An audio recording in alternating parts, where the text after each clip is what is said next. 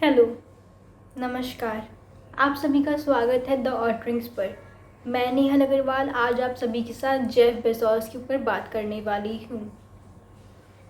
Jeff Bezos ने हाल ही में space पर अपनी एक रॉकेट में गए थे, जिसमें उनके साथ उनके भाई मार्क बेजोस और एक पियोनियर जिनका नाम वॉली फंग था, जो कि 82 ईयर्स के हैं, और एक 18 साल के स्टूडेंट। ये लोग जेफ बेजोस के साथ स्पेस पर गए थे ब्लू ओरिजिन के बनाए हुए एक रॉकेट से, जिसका नाम न्यू शेपर्ड है। वो लोग एक कैप्सूल में गए जिसमें बड़ी खिड़कियाँ थी, जहाँ से वो हमारी पृथ्वी को बहुत अच्छे से देख सकते थे। जब वो कैप्सूल वापस आया और पृथ्वी पर लैंड हुआ तो बेजोस ने कहा कि ये उनका सबसे अच्छा दिन था अभी तक का। ये स्पेसशिप का नाम न्यू शेपर्ड है, जिसे बेजोस की एक कंपनी ने बनाई है। अमेज़न के ये फाउंडर जेफ बेजोस और भी कई सारे ऐसे बिलियनर्स को क्रिटिसाइज़ किया जा रहा है कि वो अपने इतने सारे पैसे को स्पेसशिप पर लगा रहे हैं और कह रहे हैं लोग कि ये उनके लिए एक जॉय राइड है। पर अगर वो यही सब पैसे अपने एम्प्लॉयज़ को देते तो वो क्लाइमेट चेंज के बदलाव पर अपने लिए कुछ कर सकते और कुछ लड़ाई में आगे बढ़ सकते ग्लोबल वार्मिंग और क्लाइमेट चेंज पर यहाँ पर बेजोस ने ये भी कहा है कि उनका एक एनवायरमेंटल विजन है,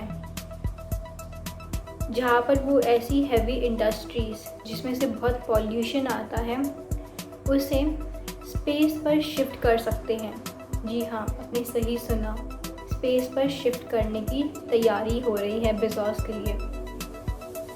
उन्होंने ये भी कहा कि इस काम को पूरा होने में कई साल निकल जाएंगे, कई डिकेड्स लग जाएंगे, और ऐसे काम छोटे छोटे कदमों से ही शुरू किया जाता है।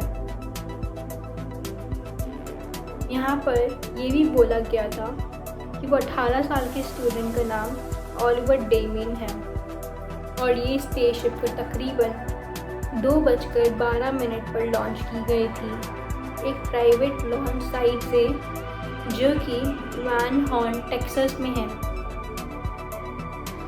लॉन्च के बाद बेजोस ने कहा कि ये उनकी सब पूरी चीज़ एक्सपेक्टेशन से बहुत ज़्यादा ऊपर निकली और उन्हें ये कामयाबी बहुत अच्छी लगी। 2 मिनट उस फ्लाइट में बैठने के बाद वो कैप्सूल अलग हो गया अपनी रॉकेट से और ऊपर जाने लगे, जिससे वो रॉकेट से करमान लाइन देख सक रहे थे, जिसे स्पेस से दिखा जाने वाला सबसे ज़्यादा रिकॉग्नाइज किया हुआ बाउंड्री कहा जाता है, जो कि तकरीबन 100 किलोमीटर ऊपर है ज़मीन से। इसमें मिस फंक ने ये भी कहा कि उन्हें ये एक्सपीरियंस बहुत अच्छा लगा और वो बेसब्री से इंतज़ार कर रहे हैं वापस से बेजोस के साथ स्पेस पर ट्रैवल करने की। साल 1960 में फंक ने उसमें से एक हैं जिन्होंने मर्करी 13 में भाग लिया था। बेजोस ने CBS को ये भी कहा था कि मिस फंक सबको पीछे छोड़ देंगी स्पेस के मामलों में, और वो आज भी सबसे बेहतरीन है।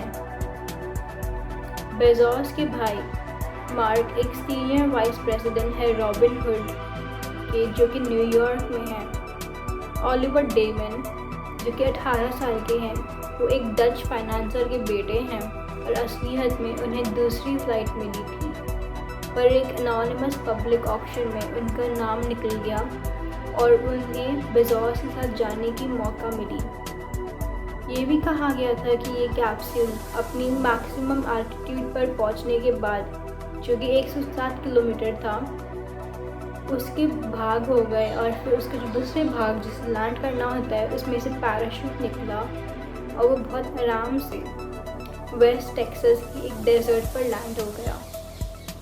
तो अभी के लिए इतना ही। आशा करती हूँ आपको ये कंटेंट अच्छा लगा और इन्फॉर्मेटिव लगा, तो ज़रूर लाइक, शेयर और कमेंट करिएगा और सब्सक्राइब करना मत भूलिएगा। धन्यवाद।